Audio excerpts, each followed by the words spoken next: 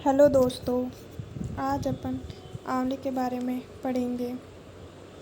तो सबसे पहले अपन आंवले के बारे में उसका बॉटनिकल नेम पढ़ेंगे। तो उसका बॉटनिकल नेम जो है वो अम्बेलिका ऑफिसिनालिस है।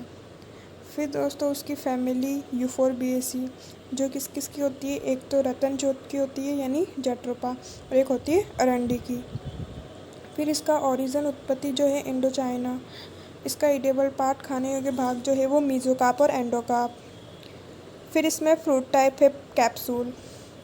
फिर इसमें क्रोमोसोम की बात करते हैं तो इसका 28 इसके क्रोमोसोम है, ऑटो टेट्राप्लॉइड। फिर कॉमन नेम जो है इसको किस किस नाम से जाना जाता है, जैसे इंडियन गुसबेरी, मलक्का ट्री, मारा बालन ट्री। फिर इसकी जनरल इंफॉर्मेशन पढ़ेंगे। तो आंवला is a deciduous tree with deep rooted and sharp foliage. मतलब आंवला गहरी जड़ों और नुकीली पत्तियों वाला क्या है, पर्णपाती वृक्ष है। इन aonla orchard ber guava and lemon are ideal filler plants. मतलब आंवले के बगीचे में बेर, अमरूद और नींबू जो है आदर्श पौधे के रूप में उगाए जाते हैं। फाइबर जो है इसमें रेशा 3.40%, based on salinity tolerant. Bitterness is due to polyphenol and tannin. कितना 4.45 से 5.57। ठीक है। फिर इसमें vitamin C does not get oxidise due to malic acid in aonla. मतलब आंवले में मैलिक एसिड के कारण विटामिन सी का ऑक्सीकरण नहीं हो पाता। और aonla is considered to be the oldest fruit of India. मतलब भारत का सबसे पुराना फल माना जाता है।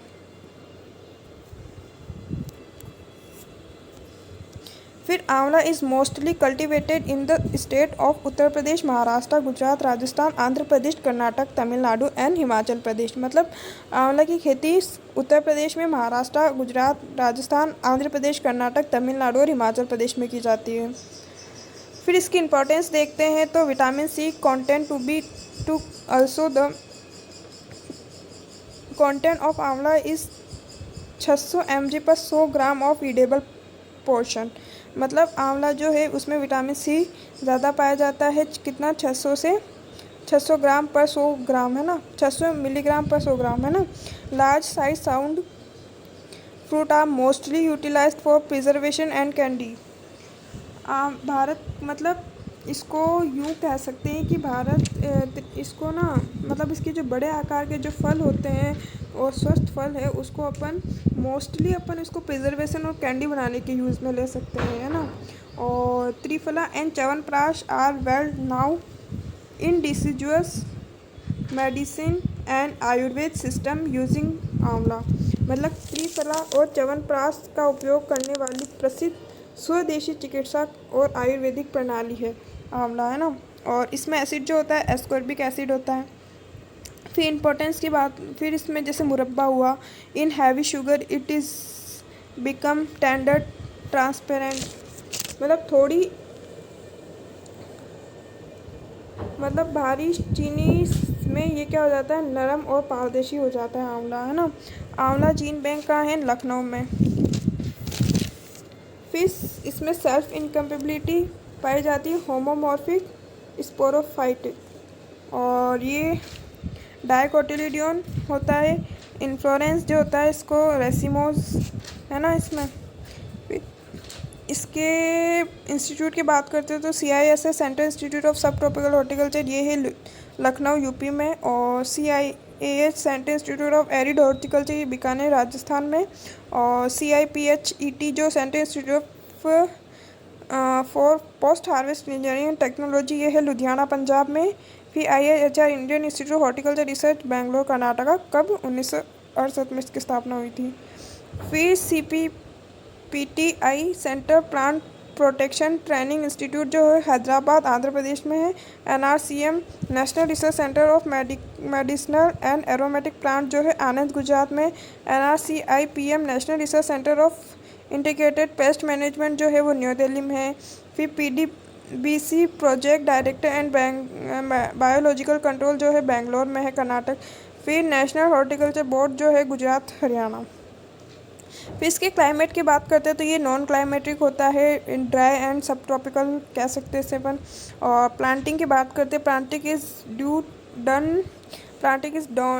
Done is July to August in the pits of 1 mm मतलब इसमें प्लांटिंग अपन जुलाई से अगस्त में करेंगे। इसकी जो गड्ढे की जो गहराई होती है, वो गड्ढे की जो साइज़ होती है 1 × 1 × 1 मीटर इसकी साइज़ होती है। फिर इसके बाद अपन सॉइल की बात करते हैं तो pH between 6.5 to 9.5 is suitable for cultivation. Flooring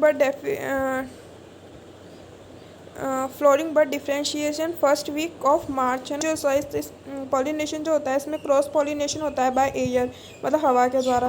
fruiting जो होती है डिटर्मिनेट शूट यानी निर्धारित गति वाली शाखाओं पर ही इसका फ्रूट होते हैं। फिर heavy Frost during after is not suitable of its cultivation, मतलब कि सर्दियों के दौरान भारी पाला इसकी खेती के लिए उपयुक्त नहीं रहता। फिर बियरिंग टाइम जो होता है 3rd ईयर आफ्टर प्लांटिंग। फिर irrigation should be avoided during flooring mid March and mid April. Propagation time जो होता है जून जुलाई। कॉमर्शियल फ्लावर प्रोपोगेशन जो होता है मेथड, मतलब व्यावसायिक विधि के द्वारा अपन प्रवर्धन की जो होती है टी बडिंग और पेज बडिंग के द्वारा कर सकते हैं। स्पेसिंग जो होती है 8 × 8 मीटर। एंड इसकी ट्रेनिंग की बात करते हुए मॉडिफाइड सेंट्रल लैडर सिस्टम होता है। एंड प्रूनिंग जो होती है मार्च अप्रैल। प्रोडक्शन जो होता है, यील्ड जो होती है इसकी 15 से 20 टन पर हेक्टेयर। एंड इसके बाद दोस्तों अपन बात करते हैं varieties. Banarasi early maturity best cultivated for मुरब्बा, ठीक है। मुरब्बा के लिए सबसे बेस्ट है ये। और फ्रांसिंग, इसे हाथी झूल के नाम से भी जाना जाता है। इसे हाथी झूल के नाम से भी जाना जाता है।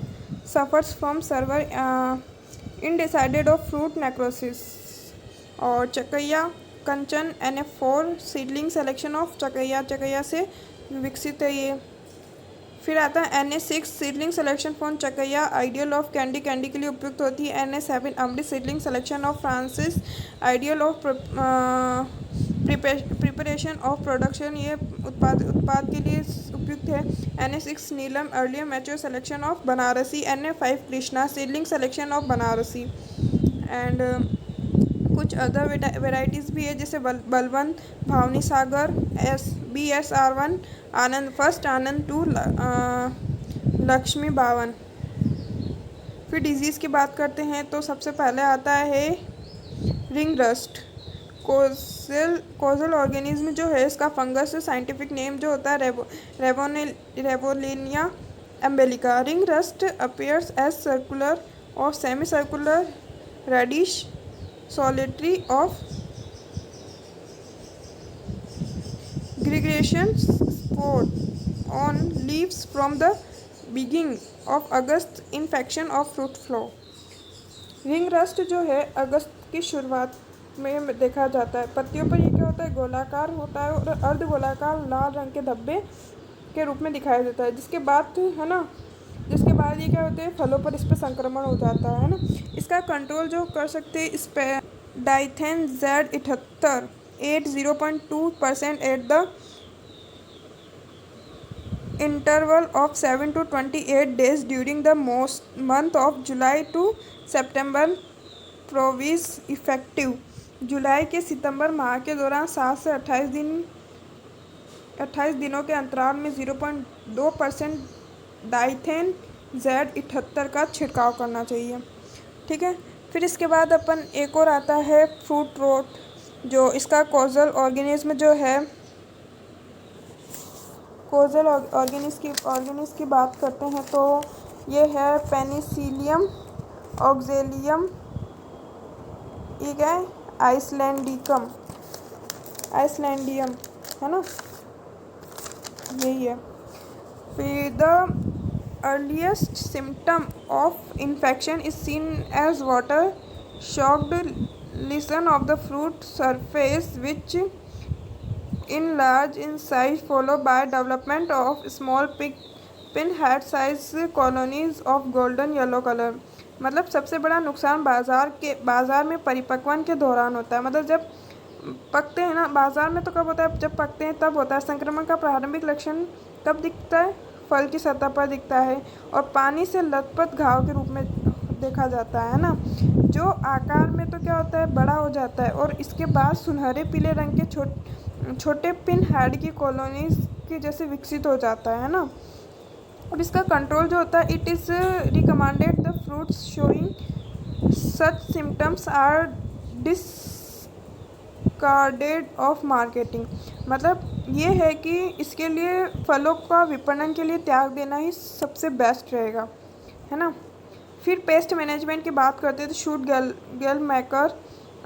गोल मेकर जो साइंटिफिक नेम जो होता है bacteriosis stylophora. Nature of damage, gall formation, control, measurement और वैरायटी ससेप्टिबल। मतलब कोई सी भी लगा सकते हैं अपन, है ना, अति संवेदनशील है। फिर बैक ईटिंग कैटरपिलर, है ना, साइंटिफिक नेम इंदरबेला क्वाड्रिटोटा, है ना। Nature of damage up to 80%, है ना। NRCIPM जो National Research Centre of Integrated Pest Management, वो क्या है, न्यू दिल्ली में। NRC भी वहीं है। फिर फिजियोलॉजिकल डिसऑर्डर की बात करते हैं तो अपना सबसे पहले आता है fruit necrosis. Physiological disorder has been avoided is आंवला फ्रूट अवॉइड। मतलब आंवले के फल में दिखाई देने वाला देह विकार है।